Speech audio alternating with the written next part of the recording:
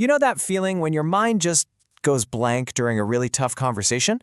Well, today, we're diving into the exact English phrases you need to handle life's most challenging moments with total confidence.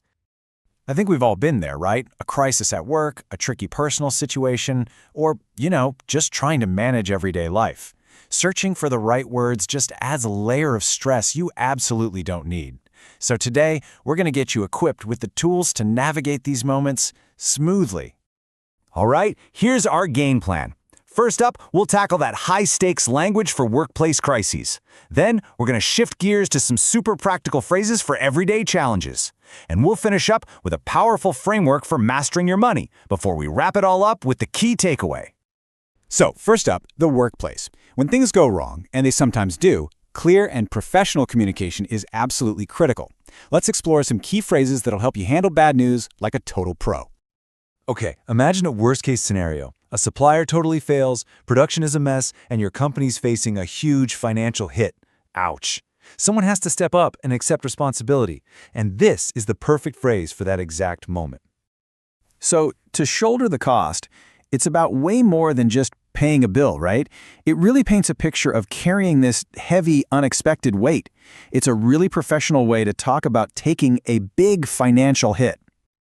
See what's happening here? It's a two-part punch. When the news is really terrible, you can't just drop it like a bomb. This combination of phrases is just a brilliant way to soften the blow and deliver that sensitive information with some tact. Think of, let's just say that, as your secret weapon for being indirect. Instead of just stating a harsh reality, you're kind of guiding the listener to the conclusion themselves. It's subtle, but it's a powerful way to manage a really difficult conversation. And here's another piece of pretty dramatic news. This is a common idiom that sounds almost casual, but wow, it describes a very serious event. When a company has gone under, it means it's done, it's finished, it has failed financially. This simple two-word phrase communicates that unfortunate reality of bankruptcy really clearly. Okay, let's do a quick recap of our professional toolkit you're going to use to shoulder the cost for taking financial responsibility. You can soften bad news with, how can I put this, and let's just say that, and you use to go under when you're talking about a business failure. These are seriously powerful tools for any professional. All right, now let's shift from the boardroom right into the living room. We're going to explore the language for everyday challenges, everything from changing habits to just managing household chores. So this slide shows two totally different strategies for changing a habit. Let's say smoking. Are you going to cut down and reduce it slowly over time? Or are you going to go cold turkey and just stop all at once? Knowing both phrases lets you describe your approach with real precision.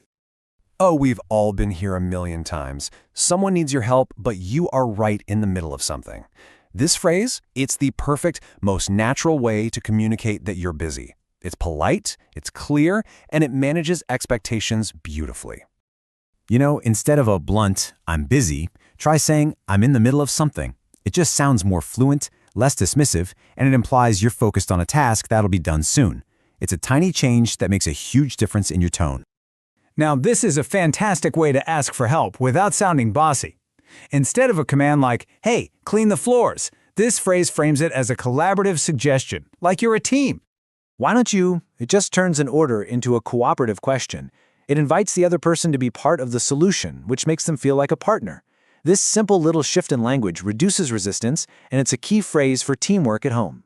So, quick recap of our phrases for daily life. For changing a habit, you can either cut down or go cold turkey.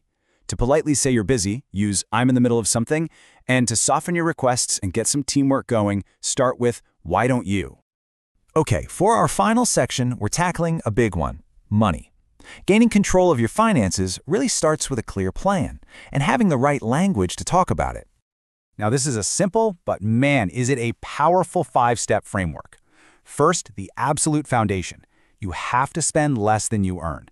Second, build an emergency fund. Think of it like a safety net for when life throws you a curveball. Third, invest in yourself, in your skills. Fourth, use those new skills to increase your earnings. And finally, create passive income, so your money starts working for you.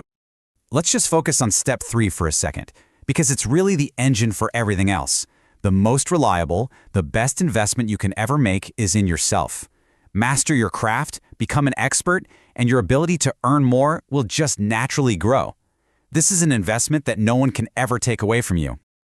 Wow, we've covered a lot of ground today, haven't we? From the office to your own bank account. So let's bring it all together for our final fluent takeaway. Here's the most crucial point of all. What we've talked about today is about so much more than just new words. It's about building real, solid confidence. Having the right language in your back pocket truly empowers you to face any challenge head-on. And that brings us to our final question for you. With all this new language in your toolkit, what conversation are you ready for now? What challenge are you going to take on? The words are yours now. Go out there and use them with confidence.